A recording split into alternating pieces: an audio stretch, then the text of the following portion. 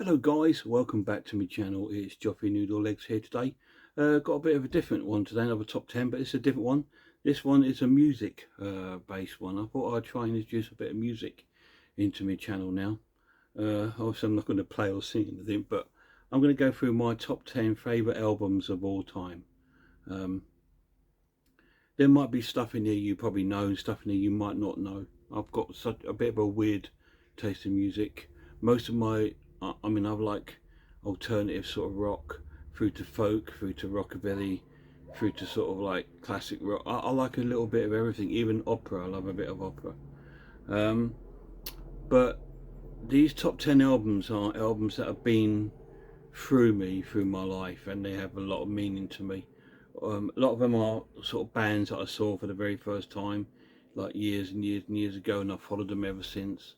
And a lot of them are just sort of albums that I just constantly love and play, and are just fantastic.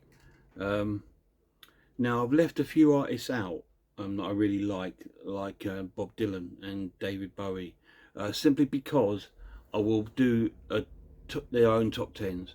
I'll do my top 10 favourite Bowie albums. I will do my top 10 favourite Bob Dylan albums, like that. So I'm going to try and include a bit of music in there, just so it's not all just movies and that, just so we've got something a little different. So I won't waste any more time. Before I get to my top 10 favourite albums of all time, of course I've got a few honourable mentions that just didn't make the top 10, sadly. An honourable mention here is the Alarm with a Declaration. This was their debut album. Absolutely love this album. It's fantastic. It's just brilliant. Massive fan of the Alarm. I actually joined them on stage and sung with them in Cambridge a few years back now. So I've got a lot of fond memories of the Alarm, and I still really like to follow them now. I haven't bought their last couple of albums just because they seem really expensive now for some strange reason. And they tend to distribute their own albums now. That back then, when they were sort of big, they had like a big EMI behind them. But now they're like produce their own, so they sort of charge quite a bit of money for their albums. So I don't tend to buy their albums anymore, which is a shame because they're really good. Anyway, another honourable mention from the 90s, the grunge scene, Dinosaur Jr. Without a Sound. They did some fantastic albums, they really did. Jay Mascis is an amazing guitarist and songwriter. His vocals are so laid back and chilled. It's just like, it's not so. I sort of class it as like lazy sort of singing in a way, because it's like his vocals are like, yeah, I don't really care, whatever. That gives that sort of attitude, which I love. And this is a really cool album. Without a Sound, it's one of my favourite ones. They've done so many albums. Again, there's another band I could easily do a top 10 favourite albums. Another one left out. This was a 1980s release from a psychobilly band called The Cramps. This is like a mini album called Smell of Female. They've done a good few albums out, Off the Bone, and loads of great albums. A Date with Elvis. They're fantastic. I do have a Cramps tattoo somewhere on my arms. You just about make it out there. That's from the album cover, Bad Music for Bad People. So it's great. This is a mini album they did. It's a live album, but it's a really cool, and it's a really sort of infamous, famous album if you're into sort of like the sort of goth and sort of psychobilly scene back in the 80s. This was the album to have. Smell of Female. Another album didn't get in there is a sort of a alternative sort of jazz album, and it was Tom Waits, Nighthawks at the Diner. I'm a huge Tom Waits fan. He's got such a vast back catalogue. He's done things from contemporary rock to jazz to sort of noisy albums with like just noise, and he's got a really vast background. Blues albums, yeah, really good artist. This is another live album, and it's fantastic. It's like filmed in like well, it's not filmed, but it's recorded in like it's supposed to be like a diner, and it's like a small audience, and him and his piano, his little jazz band backing him up. It's a really great album. It's really funny Tom's got a great sense of humour, and he does quite a few jokes in between, like the songs. Really good album. Another honourable mention is another sort of goth band that promised to make it big but just didn't, and this is the Mighty Lemon Drops, and this is an album called World Without End. They're a really good band. I think they're from Coventry or somewhere like that, and they're a really cool band, and they had a fantastic sound. They sounded like a load of other bands that were around at the time, but they put their own sort of spin to it, and they were really cool.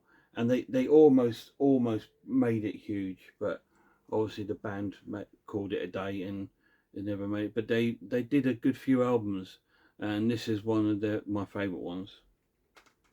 Another band that I really like is another honourable mention that's still going today, still recording and still touring, is the Waterboys, and this is Fisherman Blues. I absolutely love this album. It's an amazing album. It's got that sort of Irish folk feel to it. Although they're not Irish, if you listen to the album, you think, oh, it's an Irish band, but no, they're not. A bit like the Pogues. Again, the Pogues are not in here, but I will do a Pogues top albums of them as well, because I've got loads of their albums. Big fan. I've got a Shane McGowan tattoo somewhere on it. But yeah, the Waterboys. I've got Waterboys tattoo as well. Yeah, the Fisherman Blues. It's got this was, to me, was like when they sort of really became quite popular in the 80s. This sort of album was their sort of like their pinnacle point. After then, they did a couple more sort of folky albums, and then lately they've sort of changed direction a bit. They've got more of a sort of soulful sound to their music. I haven't really enjoyed the last couple of albums, just because I prefer this sort of music that they made. But that's really cool, the Waterboys. And the last honourable mention, I have to give it a mention, is Mark Almond and the Willing Sinners, and this is Vermin in Ermine. Fantastic album. This was his first solo outing after the split of Soft Cell. He recorded this. You may think Soft Cell they are still doing stuff, but back then they split up, and he went on his way and did his own thing with his own band called the Willing Sinners, and this was his first solo album, and it's a really good album. It's got a real sort of bluesy sort of feel to it, which I really liked. So they're my honourable mentions. So now we've got to get down to the nitty gritty in my top 10 favourite albums of all time. At number 10, these are in order from 10 to 1. Number 10 is Torment and Torious by Mark and the Mambas. Again, this is Mark Almond again. Nice painting of him there. This was the band that he did at the same time as Soft Cell, and these were more of a sort of dark, sort of gothic band. And this album has a very Spanish feel to it. There's a lot of sort of flamenco and influence from Bizet's Carmen opera. There's a lot of sort of influence in this, but it's a fantastic album. It's a double album of sort of like post-punk, gothic, Spanish, flamenco music, and there's quite a few songs on here with just him and the piano, which is brilliant because he's got an amazing voice, extremely powerful voice. I've seen Mark now in loads of concerts now, and I've met him a few times, and he's a really lovely guy, and this is a fantastic album, and it's the only one that's made in my top 10. Again, I could have put some of his solo stuff or some of the Soft Cell stuff in there, but no, this is my favourite of his, and it's Torment Notorious, number 10. Number 9 is this is the first artist I saw live in concert, and I saw him in 1980. This album came out in 1979, but I saw him in 1980 in Hammersmith Odeon, and I fell in love with him, and I still love the guy now. He's still recording. So number 9 is The Pleasure Principle by Gary Newman. This is a fantastic album. It's so atmospheric and moody. There was a lot of sort of futuristic, new romantic music around at the end of the 70s and early 80s, but his was really dark. His and Orchestral Maneuvers in the Dark albums were really, they were just away from the other albums. They were like on their own. It was almost, again, quite of a gothic feel to it. It was really dark sort of lyrics and sort of android lyrics, sort of like he sings about being sort of isolated away from everything and everybody, which I can quite relate to at the time. And this is a fantastic album. He released this. This was his first solo album that he released after his band Tubeway Army, uh, and it came out the same year as the Tubeway Army Replicas, which was another popular album at the time. But this is my favourite Gary Newman album, and it's number 9 in my all-time favourite albums of all time. And we're going to go a bit away from that sort of dark stuff now. At number 8 is a more of a country sort of album, and this is Neil Young's Harvest Moon. I absolutely love this album. I'm a big Neil Young fan. When I want to mellow out, it's Neil Young I put on. But he's done quite a few sort of rock albums and grunge albums of his bands, with his band Crazy Horse.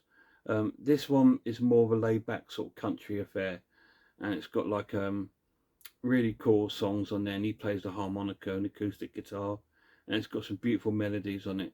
And it's again an album that takes me back to when I worked back in Our Price Records, when I used to work back in there in Stevenage, and I used to put this on all the time, and everyone used to get, oh, not this again. I just did this album and Songs of Faith and Devotion by Depeche Mode.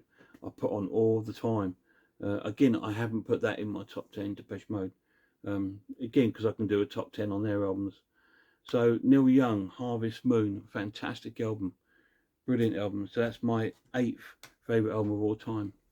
My 7th favourite album of all time is going right back to the early 80s, the sort of Gary Newman time.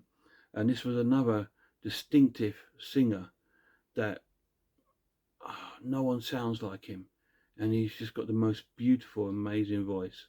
And ever since I first heard him, I've been stuck. I've been glued to his career, and I followed his music, and I still buy it today. He doesn't release very much anymore, and when he does, a lot of it's mostly instrumental, which is a shame because his voice it's haunting and it's beautiful. Anyway, this one here, my 7th favourite album of all time, is an 80s with his electronic band Japan, and it's Gentleman Takes Polaroids. So obviously I'm talking about David Sylvian. His vocals were like nobody else. It was just a beautiful, amazing singer. And this is my favourite album of theirs. It's just really sort of laid back. It's got an amazing kind of electronic synthesizer feel to it. And it just sort of glides. And the whole album just sort of glides and sort of fits together. There's not one weak song on the album. And it's just one of those albums, back in the 80s, I used to just put on my record player and just lay back on the bed and just listen to it over and over. Gentleman Takes Polaroids, my 7th favourite album. My 6th favourite album is from an Australian artist that I absolutely adore as well. And this is my favourite album of his and his band. This is called The Boatsman's Call, and it's by Nick Cave and the Bad Seeds. This is such a good album. Again, not a weak song. His songwritings are just phenomenal. He writes some of the best love songs I think ever, and there's a few on here that are fantastic. And his songs, again, they're quite dark and a little bit sort of downbeat and depressing. You know, there's no sort of up tempo sort of music on this. Again, it's mostly sort of piano-y and sort of, you know, that sort of sound, but I love that. And this album is just quality. If you've never heard The Boatsman's Call by Nick Cave and the Bad Seeds, please guys, go and check it out. It's a really great album. So I'm getting to my top 5 favourite albums of all time. And number 5 is from another solo artist who's in a band, and he's become a friend of mine over years, and I know him quite well. And he'd done 2 solo albums, and his first solo album is just a phenomenal album. And this is it. It's Navigating the Stars by Justin Sullivan. Now, Justin Sullivan, he's the lead singer of a band called New Model Army. And this album is just phenomenal because it sounds nothing like New Model Army. New Model Army are sort of alternative folk rock band that have, you know, with sort of punk elements and a little bit of goth elements in there as well. And this was so withdrawn from it. It's just more like a really laid back. It's like, you can almost tell that it's a labour of love, and it's something he's wanted to record, but knows it wouldn't fit in with the New Model Army back catalogue, so he went and did it on his own. And this is his solo album, and it's stunning. It's my 5th favourite album of all time, and that is Navigating the Stars by Justin Sullivan. So down to my top 4. Number 4, another favourite artist of mine in the 80s I used to go and see loads and loads of times.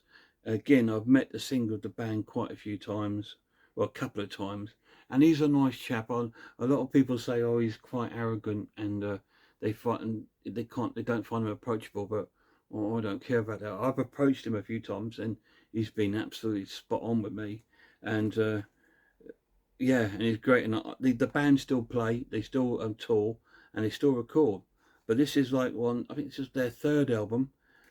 This is Porcupine by Echo and the Bunnymen. What a great album. This came out when this sort of sound started to get big. You had bands like Echo and the Bunnymen, U2, all sort of came out at the same sort of time. But I like these the best because they were a little bit more away and different from like the normal sort of like U2. You knew they were going to make it big with their sound, but I preferred the Echo and the Bunnymen sound. It had that sort of Liverpool sound to it. You could hear the influences in their music from Leonard Cohen and John Lennon, the Beatles. You can hear it in their music if you listen carefully. If you don't, you think, well, that sounds nothing like the Beatles. No, it doesn't, but you can hear their sort of thing on it. But this is a great album. It had a couple of singles on there that they had a bit of success with, The Back of Love and The Cutter. And then the album that came out after this, Ocean Rain, became everybody's favourite album. It included The Killing Moon and all those sort of classic songs that everybody knows from Echo and the Bunnymen. So this was the album before the famous one, if you like, and I love this album. I listen to it so much. It's so raw. It's got great acoustic sound to it, and the title track Porcupine is brilliant. I love that album, and that is my 4th favourite. So I'll get to my top 3. My 3rd favourite album, going back to an artist that's already been in my top 10, but this is a solo album of his. And this is David Sylvian's Secrets of the Beehive. This is my 3rd favourite album of all time. I can put this on today and it will sound like it was recorded this year. I can put it back when it came out in the 1980s and it sounds like it was recorded then. It hasn't aged. It sounds amazing now. It's like a sort of it's got like a little bit of jazz overfeel in there, but a little bit of electronic as well. It's very atmospheric music. It's very sort of moody, and his voice is haunting and beautiful in this album. If you don't own Secrets of the Beehive by David Sylvian, please go out and buy it. It's an amazing album. It's just perfect. Every song on that is just perfect and beautiful. Love it. My 2nd favourite album of all time. This was a difficult one because this band have done so many amazing albums. But I picked this one. I thought, oh, no, it's got to be that one. No, maybe that. No, this. And I always came back to this one. And this is Disintegration by The Cure. It's probably them. They did a trilogy of albums.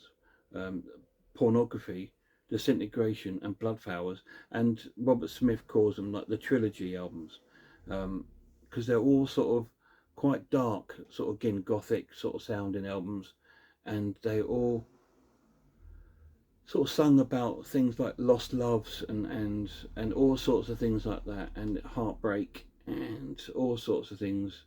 And these sort of 3 albums, Pornography was more gothic and more sort of like real fit the gothic scene, a lot of drumming. This one was had more sort of a synthesizer sound to it, as well as the guitar, and it's just brilliant. Had a few singles on there. Lullaby, which didn't fit on the album to be honest. Pictures of You, really good one. A love song. So it's got a few songs on there that were hits. Fascination Street. Yeah, so it's got about 4 singles on this album. Yeah, just take that off, take the glare off. Yeah, fantastic album. And what a cover. We've got a picture of Robert Smith in there. Amazing band. they are in my top 10 favourite bands of all time. I absolutely love them. They take me right back to my childhood as well. I was a bit of a Robert Smith sort of like fan back in the day. Used to have the big hair and the black hair and everything and the eyeliner. I did the lot back in the day. This was from 1989, and I got into the Cure when I first saw them in 1982. I saw them at Hammersmith Palais in 1982, and I followed them since then. So again, in 1984, I went to a concert in Stevenage to see my number one favourite album of all time band. They played in Stevenage. I never really heard of them until then, but from that night when I saw them, my life changed, and I followed the band. I've seen the band now, I don't know, between 80 and 100 times, if not more. I'll go to every tour. I used to go to every show. Now I can't. I just can't do it anymore. And now with my health, I probably won't even get a chance to see them again. But I follow them everywhere. And again, as I told you, I became friends with the singer of the band throughout because obviously for years and years of following them, see you all the time, and I've got to talk to him, and we've sort of become little bit of friends there, and it's great to become friends. So that you know that it's going to be then my favourite album, my favourite band is anyway. My favourite album of all time is No Rest for the Wicked by New Model Army. And again, they've done an amazing back catalogue. Everyone loves their albums, Thunder and Constellation, and they had some big albums. They came quite big in the 80s. But this one was the one that they released when I first saw them in 1984 at Stevenage. Yeah, Stevenage Bowes-Lyon House. They played there. They'd only released 2 albums. They made it big, quite big, after playing at Stevenage. I know it sounds weird, but because when they played Stevenage, there was the TV producer there from an 80s TV program called The Tube. He was there at that gig at Stevenage, and he saw them, and he booked them to play on The Tube, on Channel 4's The Tube, and that's it. They just sort of took off from there. So it was quite an important gig for the band, and I was there, and so that's why this holds a lot of memories. And I followed them. I saw them a few months after this at the Marquee in London, and then every album that came out, I just followed their tours. I've got loads of New Model Army tattoos. I've known them, so I know most of the band members. I speak to them quite a few times. I have a big poster on the wall out there with me with the band as a poster. That's how cool it is. But yeah, this is probably my favourite. This is, without a doubt, my favourite album of all time because of the history behind it. The songs are amazing too, by the way. They're more sort of a punky feel to them than their more modern stuff, but it's such a good album. A couple of singles on there. No Rest was a single, Better Than Them. So, there's a couple of singles on there. That's it, guys. That's my top 10 favourite albums of all time. Probably none of yours are in there, and you've probably not heard of some of those. But I hope I've maybe thought, I might check them out. If you like sort of a punky, sort of goth feel music, check out No Rest. If you like a nice, chilled, laid-back, beautiful singing, check out Secrets of the Beehive, David Sylvian, or Justin Sullivan's Navigating the Stars. What great albums they all are. I hope I have got a couple of your favourites in there.